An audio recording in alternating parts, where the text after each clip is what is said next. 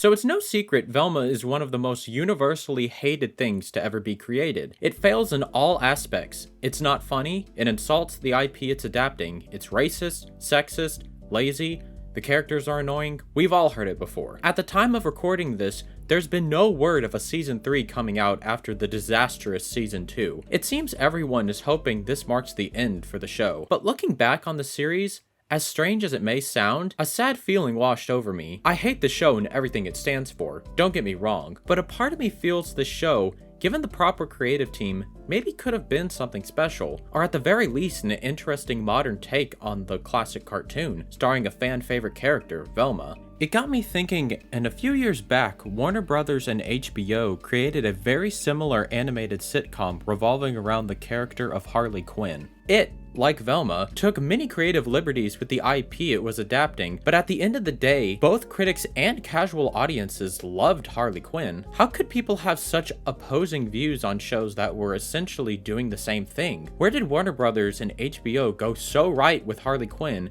and so wrong with Velma? Well, there's several reasons, and I'm going to tell you, starting with... So as I just said, both Velma and Harley Quinn are modern comedic adaptations of popular franchises, one being DC Comics and one being Scooby-Doo. But I think the reason why the vast majority let it slide for Harley Quinn was because it's adapting a comic book. In the comic book industry, since there's so many different adaptations of classic characters and storylines, it gives writers a lot more freedom when they choose to adapt a character for their stories, so long as they stay true to the character's core values, general behavior, and abilities. Take for example the Lego Batman movie. Unlike the tone typically associated with Batman, which is usually gothic, gritty, and suspenseful, this take is bright, lighthearted, and hilarious. But the reason this works is because 1, at the end of the day, this is just one adaptation out of hundreds, and 2, it's still true to the core of the character. In this, Batman has a great arc of learning to let people back into his life after the death of his parents. Throughout the movie, he's an egotistical jerk who pushes everyone away, but he's only doing this because of his fear of losing the ones he loves. Even though this movie is filled with jokes that poke fun of the entire Batman franchise and hyper-exaggerate certain traits of the characters, it's still nonetheless a fun movie that feels like it's telling the story with the respect of the source material it's adapting. Harley Quinn does the exact same thing. It's a modern meta-fueled sitcom with millennial sarcastic humor, but it works because it's still faithful to the source material, for the most part. It's not a perfect show, but I had a fun time watching it, and I was genuinely moved at some parts. Now, the reason I bring these examples up is to compare them with Velma. It tries to do what Harley Quinn does, but it fails not only because of the bad writing, but it's bad from its conception alone. Even though Scooby-Doo has been adapted over and over and over and over and over again, the formula and tone hasn't gone that far astray over the years. It's hard to adapt it into a modern adult sitcom because that was never the intent of the Scooby-Doo franchise. It's a simple but effective premise about these young adults and their dogs solving monster mysteries. That's not to say it can't be done though. Some of my favorite stories of Scooby-Doo, like Zombie Island or the live-action movies from the early 2000s, are great examples of this. Though they take different approaches in tone and subversions of the traditional Scooby-Doo formula, they both nonetheless feel like they are connected in some way to the spirit of the original series and the characters. This is where Velma completely misses the mark. It attempts to tell the origin story of not only Velma, but the Scooby Gang before they became Mystery Incorporated, so naturally they would set it in high school. Okay, so far so good. But then, they unnecessarily race swap 3 of the main characters, not have them solve a monster mystery, and completely change the characters to their fundamental levels. On top of that, literally, every single scene in the show will make some sort of unhinged remark, whether it be political, racial, or sexual in nature, mostly at the expense of straight white males. And I call them remarks and not jokes because there's nothing funny about them. It's pure, unadulterated racism and sexism from the writers. Now, does the Harley Quinn show make the same unhinged jokes? Unfortunately, yes. While it's nowhere to the same degree and consistency as Velma, it does have some weak jabs here and there. But there is a major difference to both these shows and how it portrays its more feminist talking points, and this has a lot to do with Now, mostly everyone knows this, but just in case you don't for some reason, in stories, the main character is given what we call a character arc. It's the basics of storytelling. Usually, the character will have some sort of misbelief about themselves or the world, and then through the obstacles of the story, they have to come to realize by the end they were wrong and need to change in order to achieve what they want out of life. It's a basic structure for a story, but it's a pretty quick and easy blueprint to have, and when you give the characters a flaw to overcome, it makes them much more relatable for an audience to connect with. You can of course play with this formula, but I think it's important for writers to have a firm grasp on this concept before they write any story. The writers for Harley Quinn did, so let's take a look at the first season. Of course, spoilers for season 1 of Harley Quinn. In the beginning of the show, Harley Quinn is Joker's sidekick. She's in love with him and will do anything for him while he treats her like garbage. You know, typical Harley Joker shebang. She ends up getting herself arrested protecting Joker, but she doesn't worry because she thinks he's coming for her in Arkham. A year goes by and he's done nothing. She eventually breaks out with Poison Ivy and she attempts to make it on her own as a big-time supervillain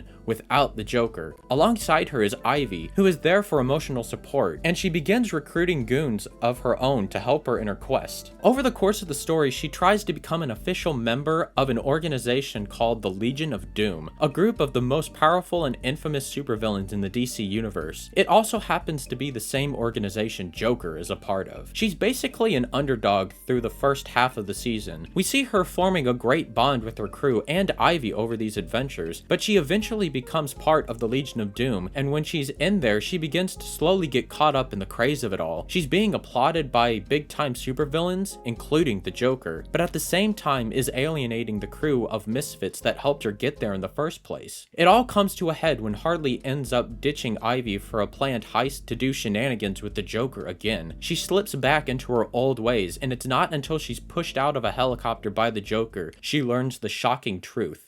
Everything she's done was for the respect and admiration of Joker. She hasn't grown. She's alienated the only people who ever cared for her because she was unwilling to look at herself and be honest with what she really needed, which was not to only be loved and respected by those around her, but to respect and love herself. She tries to make amends with the crew and Ivy, but they won't have it. She ditched them when they needed her the most, and this is Harley at her lowest. Then a tragedy occurs when Ivy is kidnapped and Harley gets the band back together to save her. They save Ivy, but then she's killed by the Joker. Harley has a final confrontation with him and finally breaks the chains he shackled her to all this time. Ivy comes back for reasons that are too complicated to explain here, and it's basically happy ever after, or at least a good conclusion to the story of the first season. Now, this is a good example of an arc, especially for Harley Quinn's character. Throughout the show, we get to easily sympathize with her and her struggles. We're obviously on her side in the beginning when we see her be treated like crap by the Joker, and we want to see her succeed in her goals. As she's trying to get into the Legion, there's feminist talking points thrown in there, like how it's an organization dominated by men, and it's hard to make it as a supervillain, especially if you're a woman. The commentary is handled okay for the most part, but luckily it doesn't rely on that for its central message. This is just a small part of many obstacles Harley has to overcome. The primary conflict she has to face is ultimately within herself. She can blame all the bad things in her life, like her ex,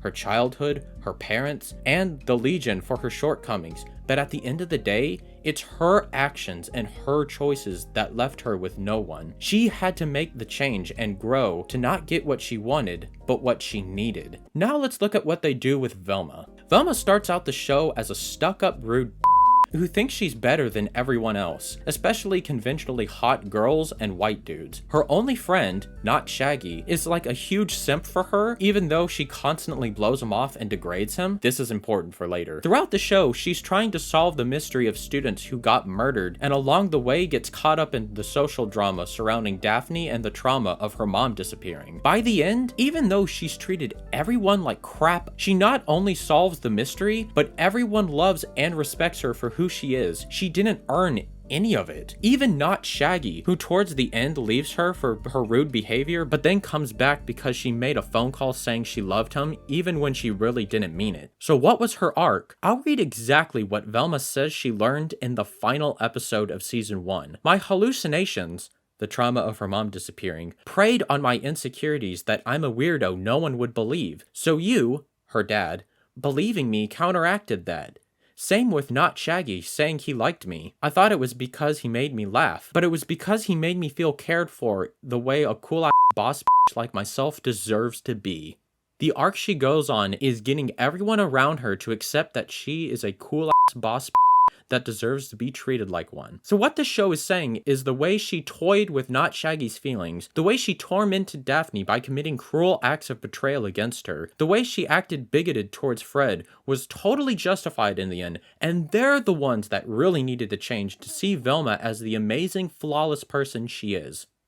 Yeah, no. The only ones who could write something like this is a spoiled, entitled, bigoted narcissist. That's why this is not an adaptation of Velma or the Scooby-Doo franchise. It's just a self-insert ego project from Mindy Kaling. They say when a person writes, it's a gateway into the writer's soul. All I can say after watching Velma is that Mindy Kaling is a deeply insecure woman who feels entitled to the respect of everyone around her without having to give any back in return. And before you say Daphne was a stuck-up bitch or Fred was a rich entitled dude, I wouldn't argue with you. No character in this show is likable, and just because they're cruel to Velma doesn't make Velma's actions towards them any less sadistic in nature. Hey Mindy, you're not making something like Succession, where the point is every character is an irredeemable monster. You're making an adaptation of Scooby-Doo, where the point is the likable characters solving mysteries. Imagine if Kaling decided to do a deep introspection and acknowledge her insecurities and shortcomings as a person, and somewhat incorporate them into Velma. And on top of that, she actually cared about the Scooby-Doo franchise and tried to understand the characters.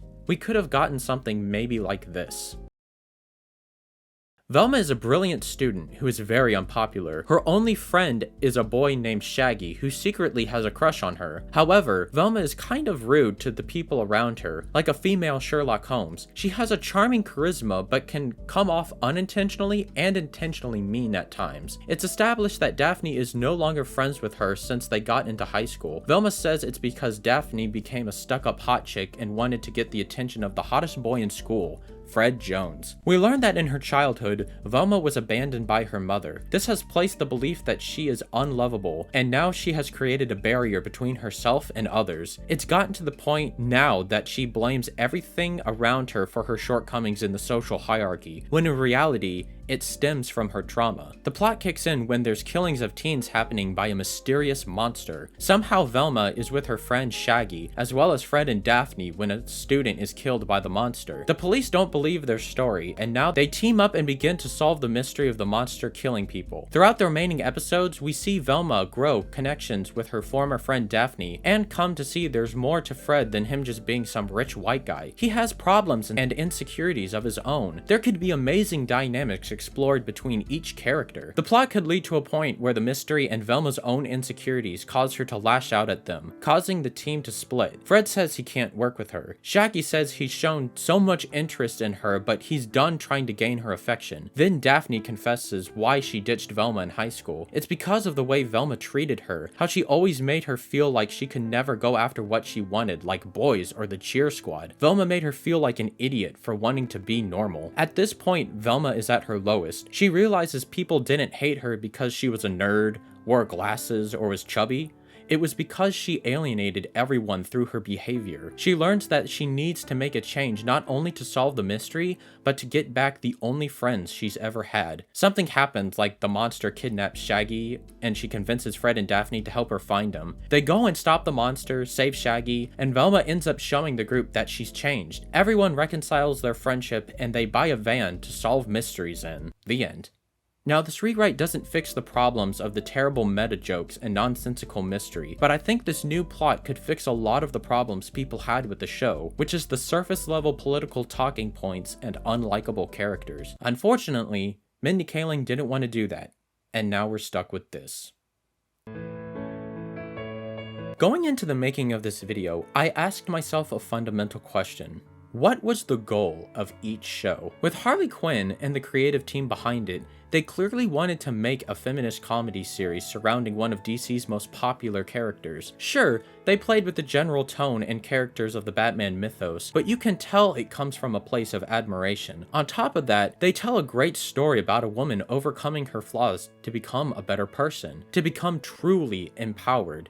The writers, like the characters, actually had to put in the work to be something special. With Velma, there's nothing. Other than possibly trying to get some money off the Scooby-Doo IP, why was this made? It wasn't for the love of the source material. It wasn't to do a creative retelling of a classic origin story like it suggests. It's just spite. Kayling's insecurities and bigotry are on full display here, and she hasn't faced a single consequence for her actions. But hopefully not now. As I said earlier, the second season of Velma was weird. They released a trailer 10 days before dumping every episode on Max. The attention they were hoping for from hate watchers was basically absent, and now the idea of a season 3 seems to be delayed indefinitely. Meanwhile, Harley Quinn is approaching its 5th season of the show. It looks like when you put thought and care into a franchise you're adapting, you can guarantee success. When you adapt a franchise out of spite or to stroke your own ego, you'll get the attention you crave in the beginning. But it will dissipate quickly, leaving you alone with even more resentment than when you went in. You might try and laugh it off like it's a joke, but a joke doesn't work if you're the only one laughing.